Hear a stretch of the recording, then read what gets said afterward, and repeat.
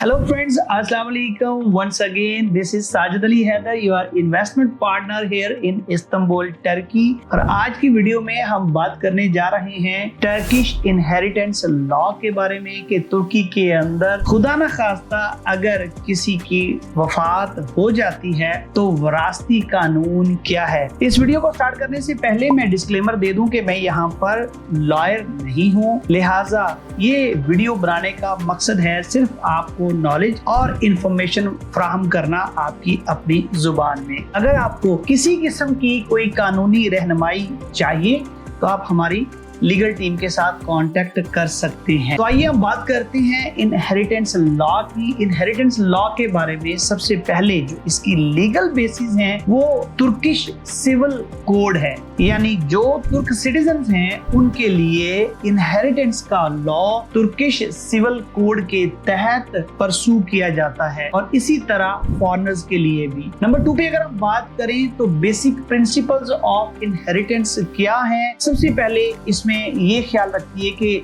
जो blood relatives हैं और आपकी जो स्पाउस है, यानी जो मेन एप्लीकेंट है, जो खुदा न खास्ता वफात पा चुके हैं, उनके जो लाइफ पार्टनर और उनके जो ब्लड रिलेटिव्स हैं, उन्हें बेसिकली जो है वो प्रिंसिपल ऑफ इनहेरिटेंस के तहत कंसीडर किया जाता है कि किसको कितना हिस्सा मिलेगा। अगर हम इसकी टाइप्स की बात करें तो इसमें जो है वो 3-4 लाइंस डिफाइन की गई हैं। सबसे पहले फर्स्ट लाइन है और फर्स्ट लाइन के अंदर चिल्ड्रन, ग्रैंड चिल्ड्रन और स्पाउस, यानी जो लाइफ पार्टनर हैं, बीवी या खामद, उसके साथ बच्चे, बेटे और बेटियां दोनों, और अगर खुदा ना खास्ता उन बेटे या बेटियों में से किसी की वफात हो गई है तो फिर उनके बच्चे। ये फर्स्ट लाइन क्लोज हीर्स कंसीडर किए जाते हैं। इन्हें सबसे ज्यादा जो है वो विरासत में हकदार समझा जाता है। तुर्किश कानून के मुताबिक इन्हें फर्स्ट लाइन दी गई है। अगर इनके हिस्सों की बात करें तो याद रखिएगा कि तुर्की के अंदर बेटे और बेटियां दोनों को इक्वली इनहेरिटेंस में कंसीडर किया जाता है। हमारे तो चूंकि वहां पे आपको पता है कि 2 बेटियों को एक हिस्सा और बेटे को एक हिस्सा जो है कंसीडर किया जाता है, लेकिन यहाँ पर बेटे और बेटियां बराबर हैं। तो बेटे और बेटियां जो है उन्हें दिया जाता है 3rd और 4th, और जो वाइफ हैं, स्पाउस हैं, उन्हें जो है वो दिया जाता है 1/4, यानी 1/4 हिस्सा जो है वो स्पाउस का होगा और 3/4 हिस्से बच्चों में डिवाइड होंगे, बेटे और बेटियों में बराबर। और अगर बेटों बेटियों में से किसी की डेथ हो गई है और उनके आगे बच्चे हैं तो उनका हिस्सा जो है वो उनके ग्रैंड चिल्ड्रन जो है उन्हें जाएगा, और वो कितना होगा, 4 हिस्सों में से 3 हिस्से, और वो इक्वली जो है वो डिवाइड होंगे। उसके बाद आ जाती है सेकंड लाइन। सेकंड लाइन के अंदर अगर खुदा न खास्ता बच्चे नहीं हैं तो फिर पेरेंट्स और सिबलिंग्स जो है, सिबलिंग्स में बहन भाई, उन्हें कंसीडर किया जाता है।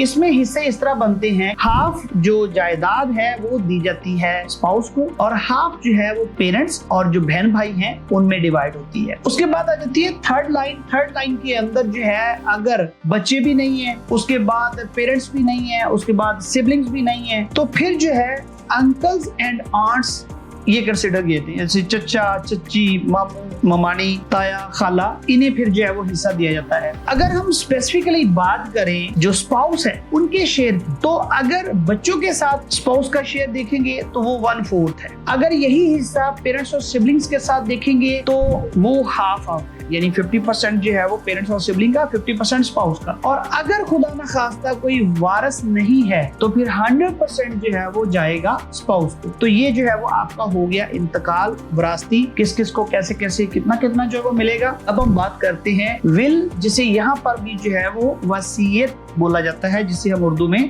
बेसिकली मेरा ख्याल है अरबी का लफ्ज है वसीयत। तो अगर किसी शख्स ने जो है वो वसीयत की हुई है तो उसके बारे में क्या कानून है। तो तुर्किश लॉ के मुताबिक कोई भी शख्स वसीयत करने के बावजूद जो 1/3 हिस्सा है वो किसी भी शख्स को जो है वो दे सकता है अपने मनपसंद को, लेकिन जो 2/3 है वो उसे इस तुर्किश सिविल कोड के तहत अपने वारसों में ही डिवाइड करना होगा, यानी वो ऑटोमेटिकली जो है वो डिवाइड होगा। 1/3 से ज्यादा वो किसी को जो है वो हिस्सा नहीं दे सकते। उसके बाद हम बात करते हैं इनहेरिटेंस फॉर फॉरेनर्स।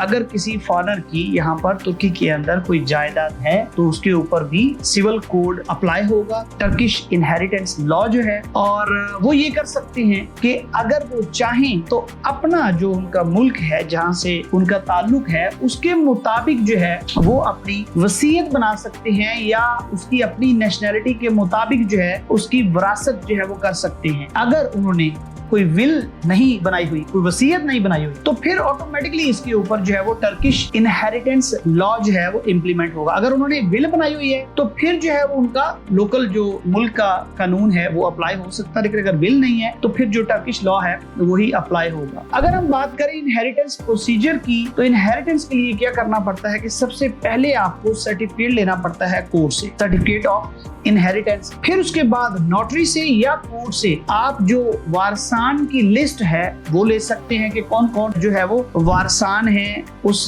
हिस्से के, इन्हें जो है विरासत मिल सकती है। उसके बाद फिर जो है वो तीसरा प्रोसेस होता है कि ये प्रॉपर्टी ट्रांसफर होती है। इसकी ट्रांसफर आम बाइंग की तरह नहीं है, बल्कि ये जो है वो विरासती इंतकाल होता है और ये बड़ा सिंपल है, इसके लिए कोई कॉम्प्लिकेशंस नहीं है और इसके ऊपर कोई इनकम टैक्स नहीं है, लेकिन 1 to 10% इसके ऊपर जो है वो आपको पे करना पड़ता है गवर्नमेंट को। और इसमें याद रखिएगा कि जितना क्लोज वारस होगा उतना कम जो है वो आपको पे करना होगा गवर्नमेंट को, और जितना दूर का जो वारस होगा उतना ही ज्यादा जो है वो पे करना पड़ेगा। इसमें आपको जो एडवाइस है वो ये कि आप अपनी विल जरूर बनाइए, अपनी विल, अपनी वसीयत जरूर जो है वो बनाइए। अगर आपको ये वीडियो पसंद आई है या आप किसी और मखसूस टॉपिक के ऊपर वीडियो चाह रही हैं तो हमें आप कमेंट बॉक्स के अंदर लिख सकते हैं। हमारे सोशल मीडिया चैनल्स को फॉलो कर लीजिए इस तरह की इंफॉर्मेटिव वीडियोस के लिए। और अगर आप तुर्की के अंदर citizenship by real estate investment हासिल करने का इरादा रखते हैं तो आप हमारी टीम को कॉन्टेक्ट कर सकते हैं। हमारा लाहौर ऑफिस है, शिशली इस्तांबुल सेंटर एरिया के अंदर जो है वो ऑफिस है, और बेलीदुजु के अंदर भी हमारा थर्ड ऑफिस है। मजीद जो है वो दुबई के अंदर भी हमारा कोलैबोरेटिव ऑफिस है, कराची के अंदर भी है। अगर आपको वहां पे किसी किस्म की इंफॉर्मेशन चाहिए हो तो आप हमसे हमारे व्हाट्सएप पे या ईमेल पे या हमारी वेबसाइट को विजिट कर सकते हैं। अपना बहुत सारा ख्याल रखिएगा, मुझे दुआ में याद रखिएगा। अल्लाह हाफिज।